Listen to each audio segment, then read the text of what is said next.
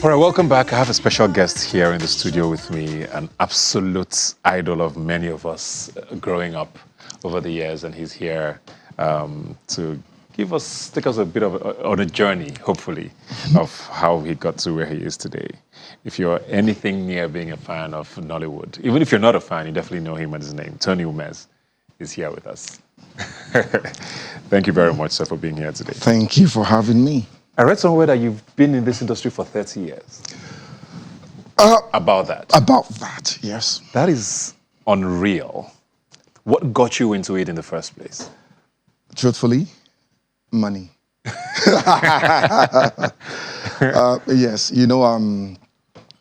I studied English, first degree, and I have my master's in international law and diplomacy. Okay. So when I graduated, did my master's. When I graduated, I wanted to, of course, the only employable ministry would be the Ministry of Foreign Affairs. But I think there was an embargo on employment then. At the time. So I had to fall back to my first discipline. And one of the course content was Introduction to Drama. And I'd done something like that, we'd done some stage performances.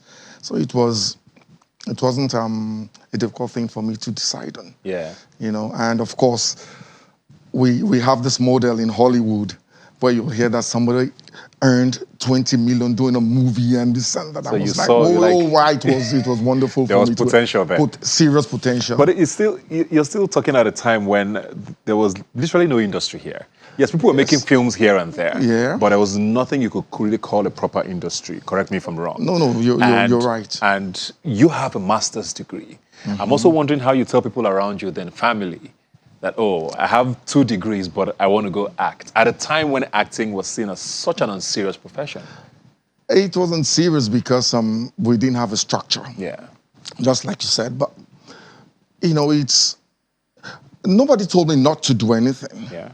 I had a mind of my own, and nobody told me anything. I just wanted to do it. I felt I could do it, And like I told you earlier, the model I had at the back of my head, mind was the Hollywood model. Go in. I didn't even think about the structure then. I was coming in as a new person. I didn't even think about any structure. I didn't know there was a structure. I'd seen movies. Yeah. Okay, I just wanted to be part of the movie thing, and just like that. So for me, I wasn't thinking about any structure. And you went in and thrived really, really well. And it's interesting now to hear you say you have a degree in English, because a lot of us watching at the time could tell there was something different about you with your performance. I'm blushing. No, but it's true. I'm blushing. Your command of English, the way you expressed yourself. Thank you. So you got into the industry. What was it like at that time? And what kept you going? Because then you got in and probably found out you weren't going to make $20 million. Like you were saying in Hollywood. So what kept you there? My first movie, I played the lead in my first movie. Your very first movie? My very first movie, Pains. I played Chief Ikanga. How old were you then? Were you 30s, 20s? Let's let that slide. All right, we'll let it slide. Let's let it slide. Okay, I played the role of Chief Ikanga. Okay. Okay, and I was to be paid 23,000. But Ibuka, up till tomorrow, I've not been paid. Oh. Really? So my reason for venturing into the movie thing, I didn't get it. Why were you not paid? Reasons, no money, this and that, but I have not been paid up till tomorrow. Okay, so I did one other one. I don't think I was paid too. So I felt it wasn't an industry I would survive in. So I left for about 2 years. I was doing private tutoring, Okay. and I was making some money from that too. That kept me going, And after about 2 years, I came back. I did the movie The Princess. I started alongside Zach Orji before I hit it big time with Died Wretched. And they paid you that one at least? Definitely, definitely, yeah. Definitely. Are you surprised, or let me say, are you impressed or disappointed at where Nollywood is now? Because it could go both ways. Maybe you expected it to have evolved a lot more than it has. Or are you impressed with how far it has come? I am impressed with how far it's gone. We can do better. But right now, the way it is, we have done really well. Seriously, we've done really well. And of course, technology has come into play, so things are much better, and like I always tell people, then it was gritty and blah, blah, blah, but now technology can make you a better actor. Yeah. Just be on set. Be lucky to be on that set. Technology will make things better for you. Yeah. But then we had to grind and toil and whatever, One camera is here, do the master, do the medium. If you're 5 on set, you do one here, one here, one there. It was grueling. It was hard work. It was hard work. You said now technology can make you better. Do you think talent has dipped as a result? The quality of talent compared to when you were? Yes, because then you had to know your onions. You had to, you really had to. I'm not saying they're not wonderful actors as we now. I'm not saying that. Yeah. But I just feel that the toil isn't there anymore. The passion that drives you to be better isn't there anymore. It's showbiz. We now focus more on the business part of the show. So it's not as, I'm looking for that adjective to qualify this thing now. Yeah. But it's a little different. You just be on set. Be good enough to be on set. Then technology will do the rest for you. But Makes then no, I don't know. It was grittier back then. Seriously, it was a task. Yeah. Hard work. You really needed to employ yourself, Yeah. To get but things now, done. now, I want to go into, you've become sort of an internet sensation all over again from the fact that you were typecast so much back in the day, to certain roles. You've almost become an adjective for, the guy who women sort of deal with, quote unquote, and do you see these things? And when you were being typecast a lot at the time, as the emotional, vulnerable guy, back in the day, it may not have been normal. These days, it's okay to cry. It's okay to be vulnerable. At the time, why were you taking these roles? And what do you think about the fact that these days you are the guy who's, the poster person for that? First things first.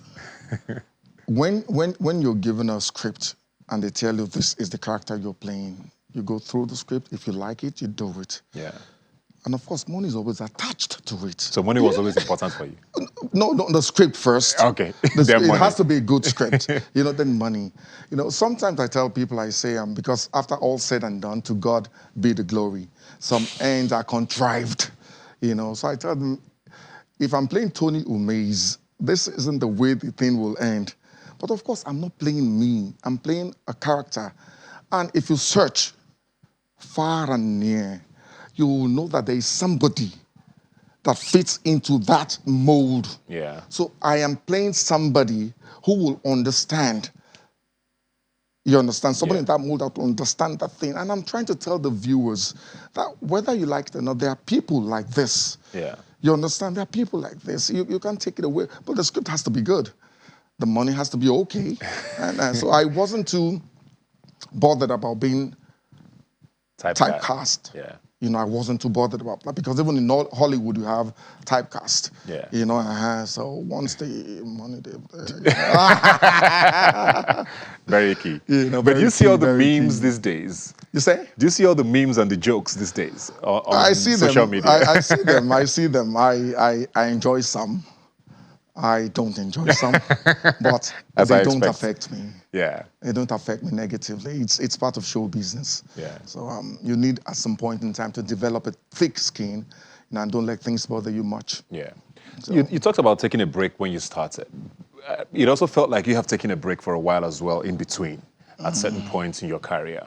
Because when it looked like the other part of Nollywood, which you call New Nollywood now, even though I think it's one industry. It's one industry. It's a or the continuum. cinema Nollywood, which they that's call what they live all it. those things. It It's a looked like, continuum. how did that affect you? Have you consciously taken a break at any point to go do other things? Or have you always been active and we just maybe saw you were behind the scenes or we didn't know exactly? No, I didn't take a break. I didn't take a break voluntarily. Yes. It just happened. How so? I don't really know. honestly. Maybe the influx of more people into the industry, and maybe the scripts were like more focused on maybe much younger Younger people. people, Or yes. I don't know. I can't give you a reason as to why that happened. Yeah. I don't. But I've always been working on myself. Even those times I did some movies, but I wasn't as prolific as I used to be.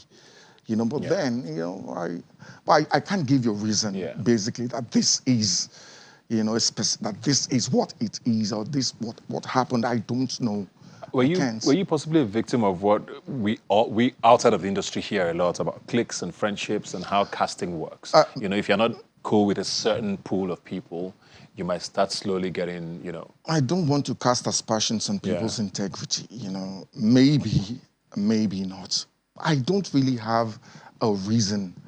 I don't. yeah, I can't provide a reason as to why that happened. Honestly, I cannot. yeah. I cannot. I don't want to step on people's toes without having proper information as to that. I can deduce that substantial things happened, but it's not something I can come out and say boldly like, yes, I know for sure that this was what happened. Yeah. You know. When you look back at your career, what moments would you say, or what movies maybe you look back at and say, yeah, that was the one, or those were the ones? Are there moments in your career that always make you smile? You know, Every moment has made me smile because this is an industry I love so much. Right from Died Richard, I've done some that was a blockbusters. good movie. It was a good movie. It was a movie that threw me up there, Yeah. and I, to God be the glory, I've been there. You know, Died Richard, Blood Sisters. I've done quite a lot that, when I think about them, I smile. And I have some recent ones too. I was involved in Lockdown, and there's Magic Figures, April, after April. Then some I did this year. They're not yet out. Force Empire with RMD, Sherry Marines, and others. So every moment has made me smile. Yeah. I love working. Yeah. I love being on set. I love the challenges and stuff. So it makes me happy. Very Outside my good. family, my job makes me happy. And it's It's the good to next hear thing that, that I makes mean, me you're happy. still very actively working. But you talked about structure at the beginning, and I want to ask you a question on that. Because the industry is at a very interesting place now. We're seeing all of the streaming platforms coming in. The Netflixes, Amazon Primes, Showmax, they all seem to be getting their hands in the pie. It looks like it's doing something good for the industry here. But on the other end, we keep hearing about all the drama sometimes from the guilds and the politics that happens there. And you meet a lot of new actors who you ask, are you a member of the guild? And you're like, no. And they actually tell you, I'm never going to join. As against what we have in Hollywood, where being a member of the guild is almost a part of your career. You have to be a part of that. Why do you think here we still don't have that on lock, where, regulation, or at least for actors and looking out for their welfare, is still a thing? Well, just like you rightly said, ordinarily an actor should belong to a guild. Well, you see, there's this misconception that when you belong to a guild, the guild should source for jobs for you. No guild does that. Yeah. The guild protects your rights. When you're hurt by somebody, the guild comes into Steps play. in, yeah. Yes, they step in. That's the thing. It's just that we need to have a memorandum of understanding with other guilds that if you're not a registered actor and you're not financially up to date, you shouldn't be able to work on so and so person's set. So that when anything happens, you can be held responsible for something, or you can hold another person responsible. Well, even though we have these guilds, it's still an all-comers thing, Yeah. So I don't know. It's we have a long way to go. The president of AGN now, Rollers, is doing a lot of work. Yeah. He's really doing well, trying to bridge the gap and stuff. He's really doing well. He also has some insurance policies, that you can benefit from. But you see, a lot of these actors also come to complain that agent does not come to their rescue when When they they, need they them. need us. But ordinarily, morally, they do that.